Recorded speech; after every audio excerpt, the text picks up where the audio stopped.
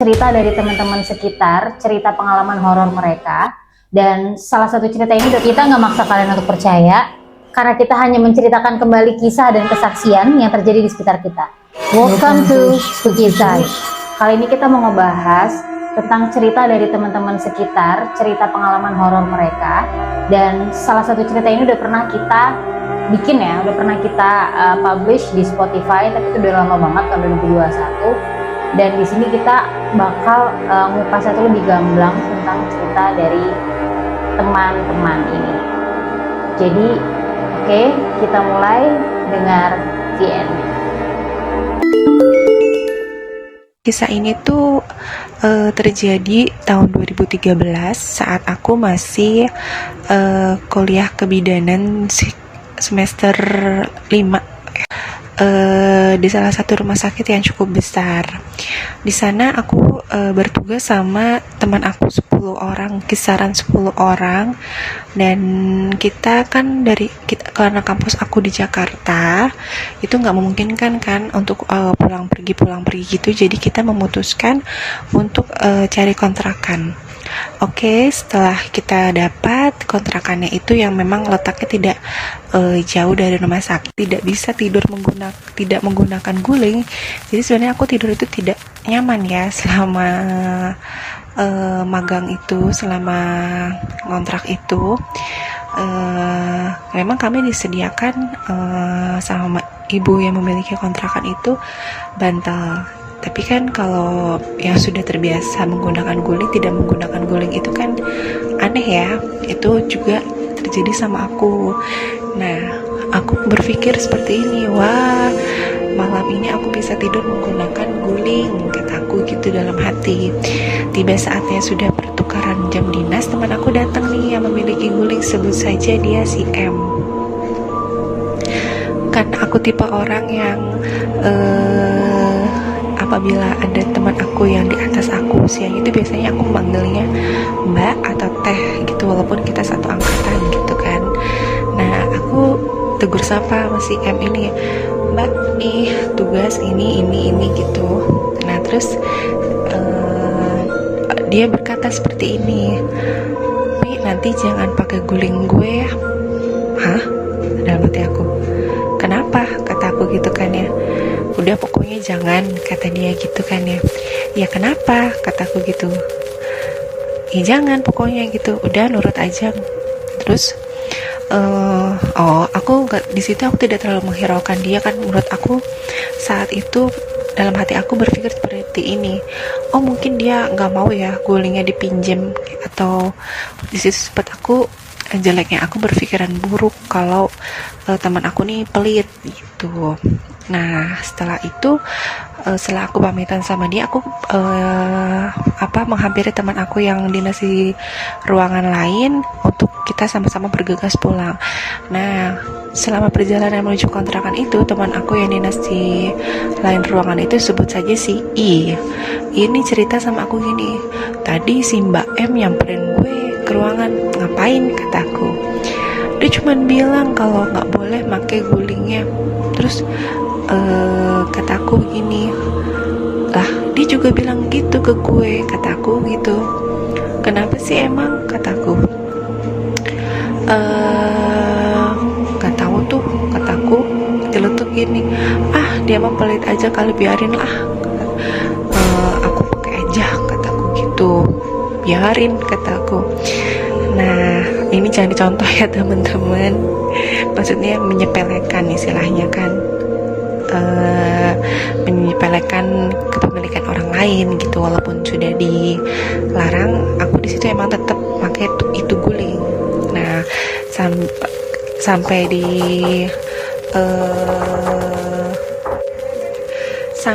di kontrakan itu sekitaran pukul 10. Nah, ternyata ada salah satu teman aku juga yang waktu itu libur. Jadi di kontrakan malam itu aku bertiga ya, sama I dan satu lagi teman aku W. Nah, setelah mandi beres-beres itu selesai pukul jam 11 lah. Nah, tiba saatnya kita tiduran, kita ambil posisi masing-masing ya kan. karena memang niat aku seharian tuh udah pengen pakai guling. Terus aku naik ke kasur, aku masukin tangan aku ngerogoh-rogoh sambil bilang ke teman aku si I dan si W gini, nggak ada apa-apa kok, ini mah dasar aja pelit gitu. Aku sempat nyeletuk seperti itu. Nah setelah itu kita tidur ambil posisi masing-masing. Aku saat itu tidur di tengah-tengah di antara si I dan si W. Nggak berapa lama setelah aku tidur itu, aku kan posisinya miring ya ke si I, miring sebelah kanan. Aku inget banget itu, aku mau telentang saat itu, tapi badan aku tuh seluruhnya kaku, bener-bener kaku. Aku masih pikir positif seperti ini, aku mungkin mengalami sleep paralysis, jadi ya udah, aku relax aja, maksudnya biarkan otot-otot aku tuh relax gitu supaya nanti aku bisa telentang. Nah nggak berapa lama aku bisa telentangin badan aku. Nah setelah itu aku tidur lagi terpejam untuk beberapa saat.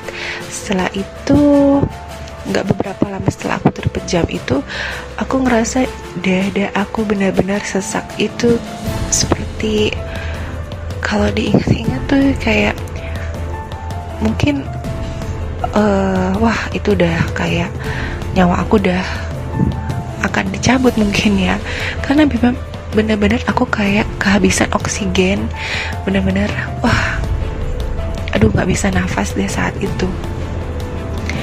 Nah saat aku merasakan susah nafas itu, aku pelan-pelan membuka mata aku,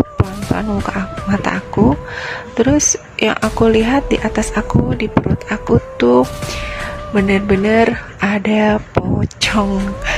Aku ngelihat dari kain kafannya itu bener-bener masih bersih, bener-bener bersih, yang kayaknya tuh ini tuh kain kafan baru gitu.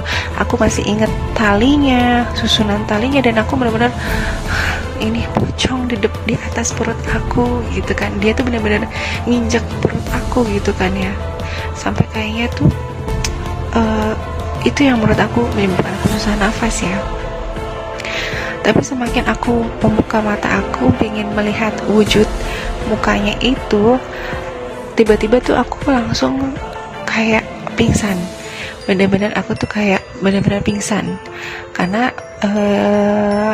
oh ya, aku juga lupa cerita. Jadi tuh aku sama ketiga teman aku ini tidur ini dimatikan lampunya. Jadi benar-benar dijelaskan itu kain putih itu, pocong itu benar-benar jelas banget aku ngelihatnya gitu. Dan pas aku mau ngelihat semakin ke atas muka dia itu, mencoba buka mata untuk melihat mukanya, itu aku tiba-tiba langsung kayak pingsan. Tiba-tiba aku kebangun. Itu bener-bener aku keringat aku tuh kayak habis lari maraton banget. Nah aku tuh keringat aku bercucuran, dan tiba-tiba waktu sudah menunjukkan pukul 5 pagi, dan teman aku si W ini sehabis mandi, dia tiba-tiba ngeliatin aku kan, lo kenapa Pi gitu kan ya. Terus aku yang masih tersengal-sengal gini, nggak apa-apa kataku. Situ aku tuh mau cerita tapi takut disangka mimpi gitu, tapi itu benar-benar real, kejadiannya itu nyata, dan ya secepat itu gitu, benar-benar nggak ada beberapa menit gitu. Terus aku sambil ngeliatin AC gitu kan, dan AC-nya itu menunjukkan pada angka 18 saat itu, jadi nggak mungkin kalau aku kegerahan gitu. Terus kata si W juga nanya seperti ini, tapi kok lu keringetan sih? Nggak apa-apa. Nah tiba aku dinas pagi saat itu, jadi aku langsung mandi, sholat, dan bergegas untuk dinas. Nah sepanjang dinas pagi seharian itu aku maksudnya mungkin enggak kali ya, mungkin itu cuma mimpi. Aku masih bersikap positive thinking. Nah setelah itu teman aku si I ini dia waktu itu libur, jadi dia memutuskan untuk balik ke Jakarta untuk konsul masalah paper laporan untuk kegiatan magang ini. Jadi tinggal aku sama si W. Nah si W ini sama-sama dinas pagi sama aku. Nah waktu menunjukkan pukul 3, nah jamnya aku pulang kan. Nah aku nyamperin dia ke ruangannya dia. Ternyata dia bilang dia lagi nggak bisa pulang cepat karena dia sedang ada pasien untuk melahirkan. Nah karena dia megang dari awal itu pasien, jadi dia tidak bisa meninggalkan karena waktu itu pembukaannya sudah mau lengkap. Jadi aku berarti pulang sendiri. Nah sampai di kosan, sampai di kontrakan itu seperti biasa aku duduk gitu melepaskan penat. Setelah itu di depan kasur aku itu langsung kamar mandinya tertutup. Nah sambil aku tiduran itu, padahal waktu tuh sore ya, maksudnya untuk kejadian-kejadian mistis aku rasa tuh ya nggak mungkin gitu, tapi ini di sore hari. Nah dari dalam dalam kamar mandi itu tuh kayak orang yang bener-bener minta dibukain gitu pintunya tuh. Wah kayak dibuka, minta digedor-gedor gitu, gedor gitu. Aku yang shock gitu kan sambil ngeliatin kamar mandi, siapa di dalam, sedangkan aku sendirian di rumah itu, di kosan itu. Aku mikir gitu kan ya, siapa nih. Aku masih, itu tuh kejadiannya sekitar 15 menit aku bengong cuma ngeliatin itu pintu kamar mandi. Wah itu semakin aku liatin semakin kenceng tuh, dia kayak minta bukain gitu, minta tolong gitu. Cuman emang gak ada suara, cuman pintu itu semakin kenceng minta dibukain gitu, seolah-olah minta dibukain. Setelah itu aku sempat mikir gini, kalau ada yang keluar dari sini, dari kamar mandi ini, aku langsung lari gitu. Tapi karena aku udah semakin ketakutan kan, aku mutusin buat lari ke luar. Jadi aku ke rumah si ibu kontrakan yang kebetulan emang rumah ibu kontrakan ini di samping rumah kontrakan yang aku tempati maksudnya.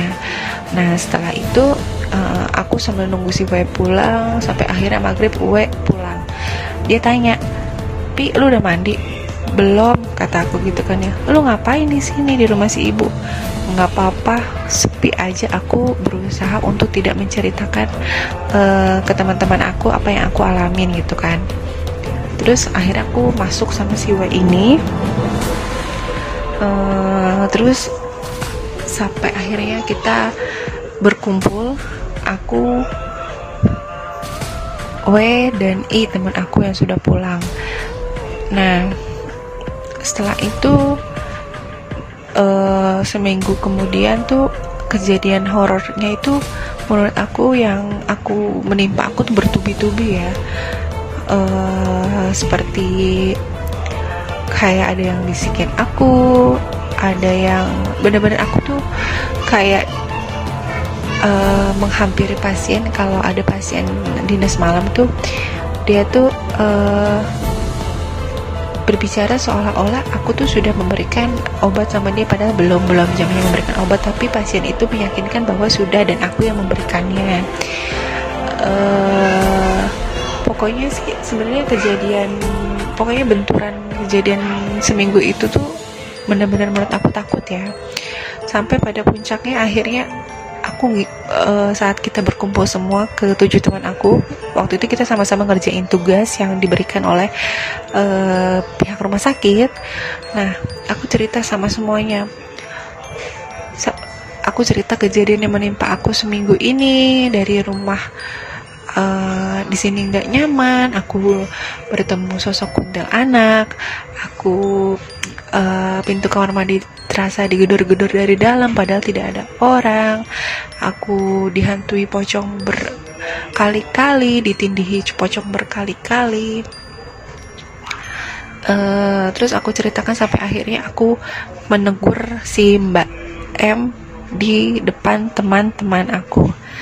Mbak, jujur ya, aku bilang waktu itu, Mbak, jujur sebenarnya itu guling kenapa sih gitu, ada apa itu sama guling semenjak Mbak bilang untuk ngelarang Pipi, jujur aja kata aku, untuk Pipi make itu guling gitu. Sebenarnya itu guling kenapa gitu kan ya, karena semenjak Pipi make itu guling, itu Pipi mulai dihantuin pocong, dihantuin kuntil anak. Wah, pokoknya Pipi udah gak tenang deh hidup, kata Pipi gitu.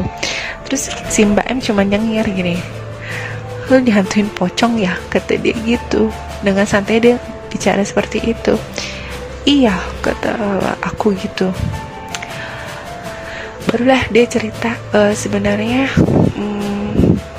pocong itu jelmaan dari kakeknya. Dia berbicara seperti itu. Dia pocong itu jelmaan dari kakeknya. Jadi pada saat malam-malam tertentu, dia cerita bahwa kakeknya ini datang berkunjung untuk menemui cucunya ini yang nggak lain nggak bukan adalah Mbak M.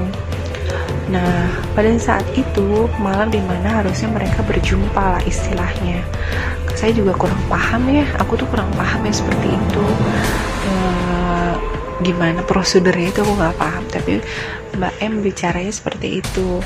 Tapi karena Mbak M dinas malam, si kakeknya itu istilahnya datang dan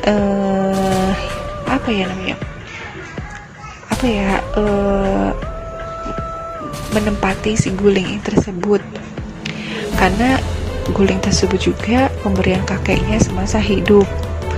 Nah, karena aku dinilai sudah kurang ajar, sudah lancang, ya itulah akibatnya aku dihampiri sama pocong itu. Karena aku juga sudah gak sopan ya istilahnya pada saat itu. Nah, di depan setelah itu setelah aku mengerti kenapa aku dihampiri pocong, wah pokoknya kalau ingat kejadian itu benar-benar gak nyaman deh. Nah, setelah itu di depan ke teman-teman aku semua 7 orang itu aku nyeletuk gini, kalau kakek emang marah sama Pipi kurang ajar sama kakek, Pipi udah gak berlaku sopan sama kakek, Pipi minta maaf, tapi tolong jangan ganggu Pipi minta maaf gitu. Pipi janji Pipi gak akan ulangin lagi kesalahan Pipi sama kakek, tolong stop, Pipi mau hidup tenang gitu. Dan setelah itu Mbak M cuma tersenyum. Dan setelah itu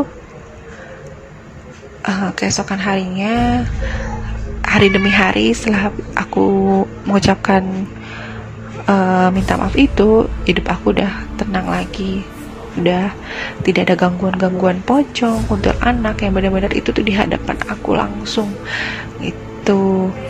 Nah, sebenarnya kisah ini tuh menurut aku antara seram, karena aku yang mengalami benar-benar yang tidak halu ya istilahnya ya, tapi ini tuh mengandung pesan yang menurut aku untuk hidup aku tuh baik banget. Karena dengan kejadian ini aku diajarkan untuk tidak pernah kepo dengan urusan orang lain, dan semenjak kejadian ini pula aku mengurangi untuk kepo-kepo dengan urusan orang lain apapun itu. Thank you Nadia. Jadi menurut kamu gimana tentang cerita dari temen itu, kalau gulingnya ya bahasanya guling keramat gitu,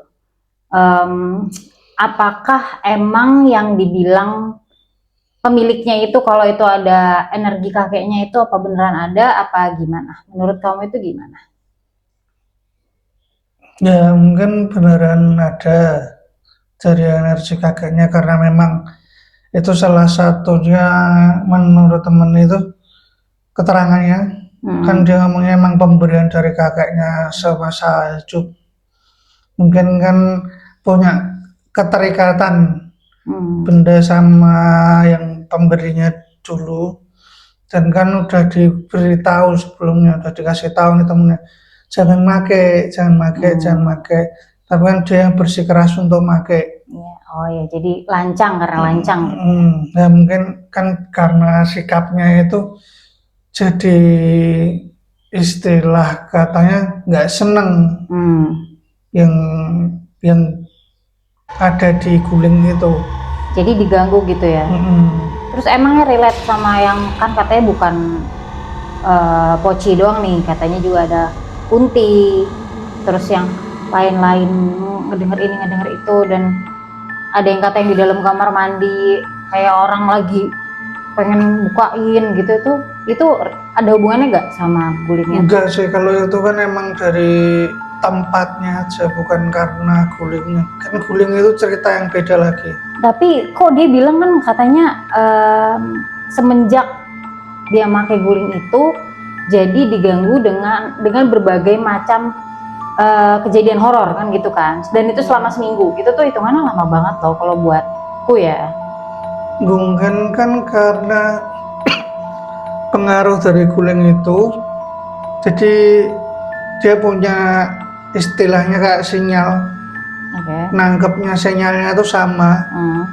Nah, energi yang di rumah itu yang dia tempatin atau yang di tempat kerja itu mungkin nangkepnya sinyal juga sama. Seandainya nih sinyalnya dia dapatnya di angka 80 yang seharusnya biasanya nggak ada di 80, pada saat dia habis pakai atau setelah pakai guling itu di 80, sama kayak yang ada di sekitar, jadi dia bisa ngerasain itu. Nah, berarti kayak modelannya kayak antar hantu kontek-kontekan gitu.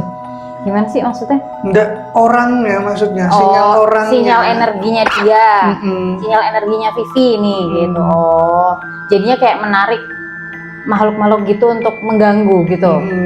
Jadi pas waktu itu sinyalnya dia sinkron yang sama yang ada di sekitarnya dia.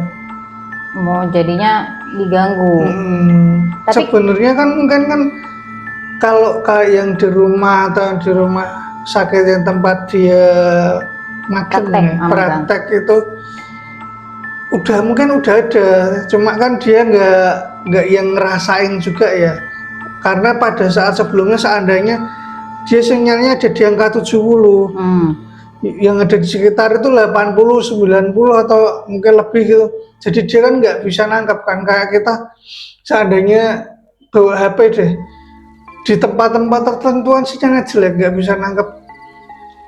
Jadi kan istilahnya pas dia sinkron jadi bisa nangkep semua ya kegiatan itu. Nah terus kan katanya setelah dia minta maaf sama kakeknya, ya walaupun nggak ngelihat posisinya, itu kan katanya langsung hidup dia jadi lebih tenang, nggak ada yang ganggu, nggak ada yang apa. Itu juga jadi sinyalnya jadi down lagi apa? Oh gitu, karena mungkin nggak ada kemarahan dari satu makhluk ini gitu. Ya mungkin bukan ke marah sih, lebih ke memperingatkan aja sih. Memperingatkan. Kayak kamu tuh jangan kurang ajar gitu loh. Oke. Jangan sembarangan. Tapi sampai seminggu loh, itu lama banget. Iya, karena mungkin dia pada saat itu kan kayak yang tak bilang tadi, sinyal interaksinya sama kayak yang ada di sekitar dia. Jadi beberapa yang punya energi sama jadi kelihatan sama dia. Kayak bayangannya dari bangun melekin mata nih sampai nutup mata lagi tuh kan diganggu kan nggak enak. Apalagi kayak di ruang kerja, di rumah sakit iya, di rumah iya, kan jadi kayak serba salah kan. Ya karena itu salah. Aku kalau nyebutnya saya apes, kamu ya apes. Jadi sama-sama apes, kamu ngelihat dia ngelihat kamu gitu aja. Jadi kayak misalnya tiba-tiba kayak aku pun kan juga pernah sesekali ngelihat, tapi kayak di satu waktu tertentu doang, dan itu pun udah terakhir udah lama banget dari pas zaman aku kecil. Itu tuh berarti judulnya tuh bukan kita dong yang apes, tapi dia pun juga apes. Karena mas sebenarnya harusnya kita nggak bisa ngeliat dia gitu. Cuman kan kata ada orang yang bilang emang makhluk itu yang emang pengen dilihat gitu kan, ada yang kayak gitu kan. Ada yang kayak gitu. Ada yang kayak gitu. Nah kalau yang untuk guling ini emang sengaja dia pengen dilihat sama Vivi apa? Ya karena VV-nya yang make aja. Sebenarnya kan pengen kalau dia lihat. nggak make sebelumnya kan kayak dia kan nggak cerita sebelumnya ya. Cuma mungkin sebelumnya seandainya dia nggak make kan nggak akan ada apa-apa juga. Iya sih, berarti antara Kunti, Poci, dan yang gedor-gedor dari dalam kamar mandi itu nggak ada hubungannya. Nggak ada, beda-beda itu. Jadi beda, bukan perkara soal guling doang. Bukan. Terus- Itu cuma karena mungkin sinyalnya lagi sama aja jadi bisa kayak Berarti gitu. yang kayak di dalam kamar mandi ngegedor-gedor sama Kunti itu emang penunggu yang dikontrakan itu? Kemungkinan seperti itu. Mungkinan kayak gitu ya. Mm. Oh, mungkin dipikir Vivi tuh ini gak sih kayak relate antara nih gara-gara gue lancang nih pakai guling temen gue jadinya gue diganggu setan-setan nih gitu. Ya kan Mungkin emang di pikirannya kan. gitu. Mm-mm. Tapi mungkin di pikirannya relate gitu loh. Maksudnya relate Dari kasarannya. satu sumber itu. Enggak sih. Enggak berarti ya. Terus kayak yang di rumah sakit apa namanya? Ya nampakin Menampakin kayak dia itu kan juga mungkin beda lagi beda ya. lagi. Kemungkinan Tapi kan besar sebelumnya beda. kalau yang di rumah sakit itu sebelumnya itu kan dia nggak pernah gitu, nggak pernah ada kejadian pasien bilang lah dok apa sus kan belum ngasih, udah ngasih tadi kan nggak ada kejadian gitu. Terus kenapa baru diiniin saat itu ya? Ya itu karena pas sinyalnya dia lagi sesuai sama yang ada di situ. Oh jadi yang makhluknya demen aja ya? Kan dapat sinyal nih sama nih. Misal kalau kayak gitu tuh kadang gini. Mereka ngerasa kita udah ngeliat. Berarti orang ini bisa ngeliat nih. Terus sengaja? Kayak sengaja. Oke. Jadi kayak itu kan ya intinya karena penangkapannya dia, jaringannya dia luas waktu itu, yang tadinya cuma 4G jadi 5G mungkin. Oke. Jadi kayak lebih. nangkapnya lebih luas lagi Oke, ya. ya kayak handphone aja lah ya istilahnya. Jadi interaksinya pun kan lebih banyak daripada pas dia jadi 4G yang nggak kenapa-kenapa gitu. Tapi jadinya kan kayak wah guling, berarti kayak menurut kamu tuh yang guling punya temennya tuh berarti kayak gimana sih, kayak perjanjian kan, katanya perjanjian kayak udah janjian nih sama kakeknya. Perjanjian tuh maksudnya gimana? Janjian Nah kalau itu kan yang bisa Kurang tahu menjelaskan kan yang punya sendiri punya. kan, kita kan nggak tahu back di Back belakangnya story-nya ya. story-nya tuh Kak, gimana kan kita nggak tahu. nggak tahu, tapi emang Nanti kayak kalau mengkomeni terlalu banyak nggak ada kesalahan juga. iya, soalnya kita nggak tahu apa-apa juga ya. Jadi pokoknya intinya hal yang bisa kita tarik dari cerita horor ini, selain ini juga cerita horor juga banyak hikmah yang bisa kita ambil, yakni kita jangan lancang untuk memakai barang orang lain, apalagi udah dilarang. Bukan soal barang orang lain aja, soal apapun itu kita nggak ada hak untuk ikut campur atau kita lancang untuk memakai atau so tahu apa gimana gitu. Karena apapun yang kita lakukan itu kan pasti ada konsekuensi dan resikonya, right? Ya, gitu teman-teman. Jadi makasih buat yang udah ngirimin cerita kalian. Mungkin kalau ada yang mau ngirim lagi, nanti kita bisa bahas lagi di sini karena kemarin udah ada beberapa yang pengen, cuman kan masih ngantri ya, karena kita kan uploadnya seminggu sekali. Percaya atau tidak, itu pilihan kalian. Tapi ingat, Mereka yang kalian dengar mungkin masih ada di sekitar kalian. Jadi kalau kalian ada cerita atau kisah nyata yang belum sempat diceritakan, kalian bisa kirim cerita kalian ke Spooky Size dan kami akan menceritakannya kembali. Thank you.